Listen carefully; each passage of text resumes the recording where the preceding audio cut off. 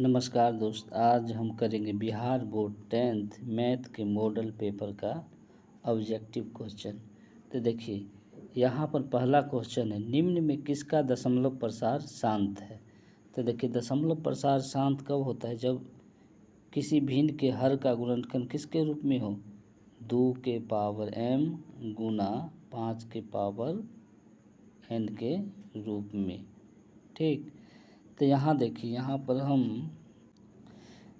पर देखिए पहला ऑप्शन है 23/50। ठीक, तो 23/50 इसके हर में क्या है 50 है, तो 50 को हम किसके रूप में लिख सकते हैं, यहाँ पर देखिए 5 का स्क्वायर गुने 2। तो ये देखिए 2 इस रूप में आ गया, इसका मतलब ये तो शांत है। ठीक, अगला देखिए, अगला है यहाँ पर बी नंबर। देखिए बी में है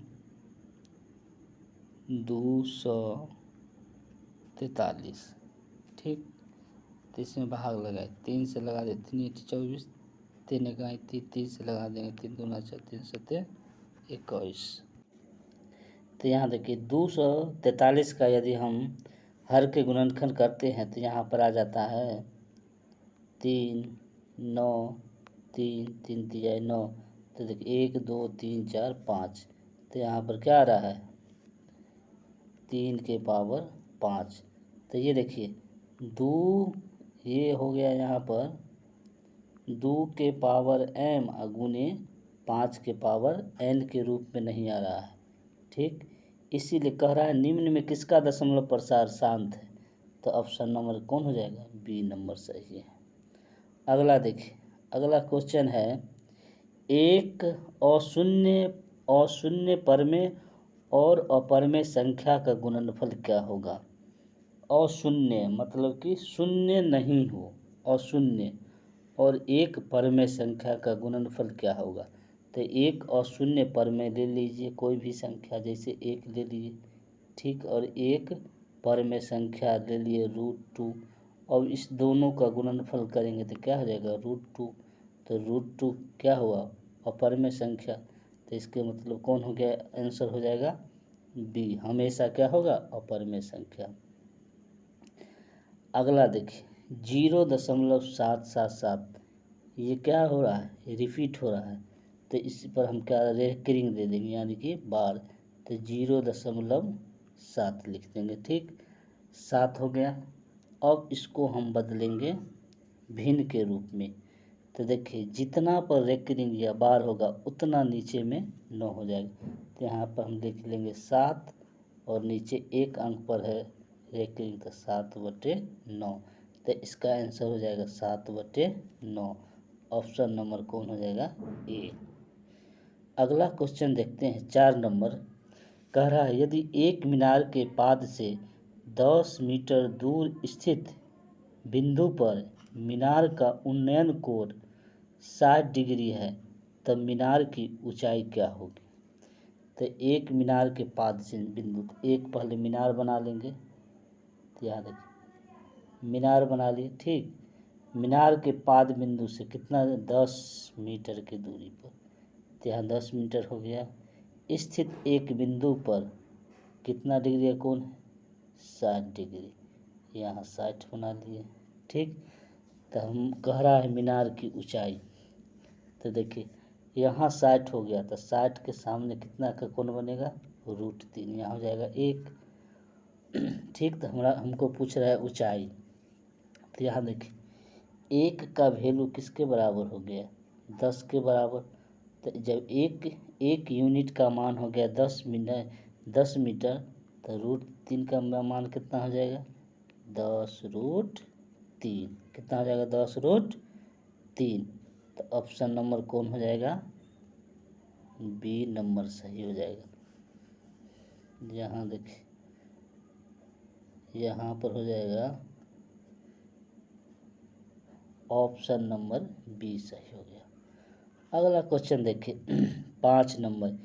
एक छड़ की लंबाई और उसकी छाया का अनुपात 1:√3 है, तब उसका उन्नयन कोण क्या होगा। तो यहाँ देखिए बना लेते हैं फिगर। एक छड़ है और ये छाया हो गया। तो एक छड़ की लंबाई और उसकी छाया, तो ये हो गया 1 और ये हो गया √3। ठीक, अब यहाँ पर देखिए, तो यहाँ पर लगा दीजिए।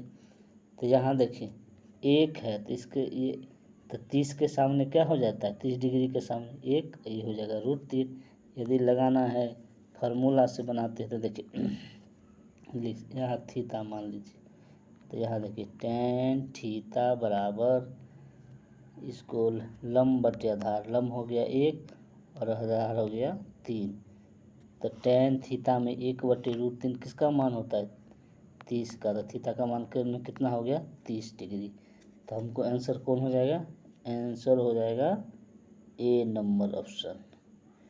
अगला क्वेश्चन देखिए, क्वेश्चन कह रहा है जब वृक्ष की ऊंचाई उसकी छाया से, जब वृक्ष की ऊंचाई उसकी छाया से √3 गुनी है तब सूर्य का उन्नयन कोण क्या हो जाएगा। तो एक वृक्ष बना लेते और ये छाया हो गया। तो वृक्ष की ऊंचाई उसकी छाया से √3, यदि वृक्ष की छाया 1 है तो उसकी ऊंचाई कितना हो जाएगा, √3। तो यहाँ पर निकाल लीजिए। तो tan थीटा बराबर लंब बटे आधार √3/1। तो थीटा में √3 किसका वैल्यू है, 60 का। तो ये आंसर कौन हो जाएगा हमारे पास, बी नंबर हो जाएगा। अगला क्वेश्चन है देखिए, π/3 क्या है। तो पाई क्या है, 1, पाई क्या है, देखिए पाई 3.14 और ये वैल्यू क्या होता है, घटते बढ़ते रहता है। तो इसीलिए देखिए ये क्या हो जाएगा, पाई पर में पाई हो गया क्या, अपर में, अपर में यदि पर में से भाग देंगे या गुना करेंगे तो वो क्या होगा, अपर में ही होगा। इसका मतलब कौन सा आंसर हो गया, बी नंबर। अब अगला क्वेश्चन देखते हैं। अगला क्वेश्चन है हमारे पास, यदि p एक अभाज्य संख्या है तब √p क्या होगा। तो दोस्तों समझते अभाज्य संख्या के बारे में। तो अभाज्य संख्या का हो जाएगा परिभाषा, वह संख्या जो क्या हो, 1 से और खुद से, यानी कि स्वयं से, 1 और स्वयं से भाग लगे उसे क्या कहते हैं, अभाज्य संख्या। ठीक, तो यहाँ पर देखिए तब पहला देखते हैं अभाज्य संख्या कौन है। तो पहला अभाज्य संख्या हो गया 2। तो 2 में देखिए 1 से लगेगा और खुद से 2 से ही लगेगा।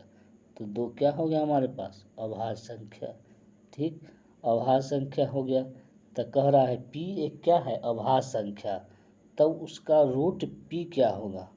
तो p क्या हो गया, अभाज्य संख्या। तो यहाँ पूछ रहा है √p, तो यहाँ √p का मान क्या है, 2। तो 2 का रूट कीजिएगा तो क्या होगा, रूट नहीं होगा। तो ये क्या हो गया, अपर में। तो इसका मतलब आंसर हमारे पास कौन हो गया, बी नंबर।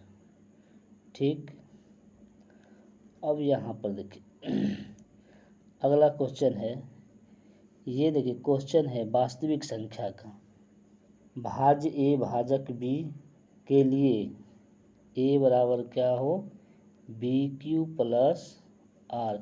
तो जहाँ पर क्या होता है, R होता है 0 से बड़ा और B से छोटा होता है। तो ये देखिए कौन सा आंसर हो जाएगा, सी नंबर। ठीक।